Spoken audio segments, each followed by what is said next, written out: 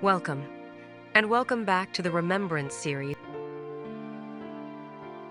We are taking a thoughtful journey through the profound, sensory ways we continue to honor the lives of those we have lost. In Part 1, we listened. We explored life's playlist and how the melodies and sounds that our loved ones carried can instantly transport us back to a specific moment or feeling. In Part 2, we considered the enduring power of tangible, meaningful objects, the physical items that retain their history and bridge the gap between then and now. Now we have arrived at Part 3, where we gather and connect. We are exploring the powerful, living legacy of recipes, the simple comfort of a shared plate, and the unique kind of presence we find at the eternal table.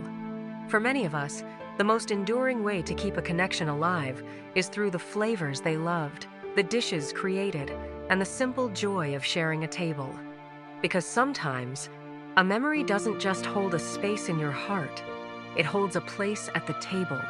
This is the eternal table, a recipe, a flavor, a joy. So continue creating, baking, and making their favorite meals and treats. Share the very treats that brought that specific look of joy to their face.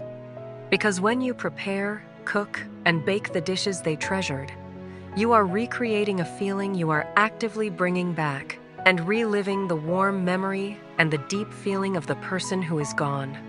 The sensory experience of those familiar dishes, the flavors they held dear, is a legacy that never fades.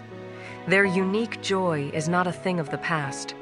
It is a living, beautiful presence, simply waiting for you to keep it alive at your table, for yourself and for all the family and friends who loved them.